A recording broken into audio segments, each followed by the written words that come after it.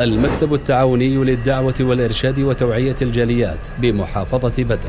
তোমার নামে মধুর সুরে গান গেয়ে যাই প্রভু, তোমার নামে।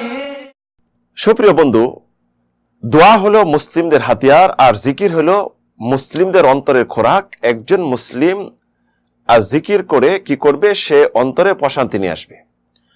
ইসলামে এমন দোয়া রয়েছে, জিকির রয়েছে, যেটি আপনি 5 মিনিট সময় যদি আমল করেন তাহলে সবচেয়ে বেশি নেকি অর্জনকারী হতে পারেন। রাসূল সাল্লাল্লাহু আলাইহি সাল্লাম ইরশাদ করেন, যে হাদিসটি ইমাম বুখারীতে রয়েছে, ইমাম মুসলিমে রয়েছে, আবু হুরায়রা রাদিয়াল্লাহু আনহু থেকে বর্ণিত, মান ক্বালা ফি ইয়াউমিন 100 মাররাহ, যে ব্যক্তি একদিন 100 বার পড়ল।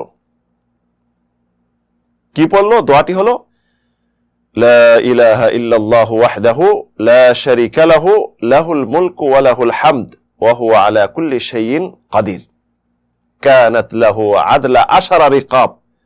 সে যেন 10টি কৃতদাস মুক্ত করল। ওয়া কুতিবাত লাহু 100 হাসানা, এবং তার আমলনামায় 100 নেকি লেখা হবে। ওয়া মুহিয়াত আনহু 100 সাইয়্যা, এবং তার 100 গুনাহ মোচন করে দেওয়া হবে। ওয়া কানাত লাহু হিরজাম মিনাশ শাইতানি ইয়াওমাহু যালিকা, সে সকালে যদি দোয়াটি পড়ে সারা দিন সন্ধ্যা পর্যন্ত সে শয়তান থেকে নিরাপদে থাকবে, মুক্ত পাবে। এটি হবে শয়তান থেকে নিরাপদে থাকার অ্যান্টিভাইরাসের দোয়া। ওয়ালাম ইয়াতি বি আফদালা মিম্মা জা ইল্লা রাজুলান আমিল আকসারা মিন, ওই দিন সে সর্বোচ্চ সর্বাধিক সবার চেয়ে বেশি নেকি অর্জনকারী হবে যদি অন্য কেউ এর থেকে বেশি দোয়াটি না পড়ে, বেশি আমল না করে।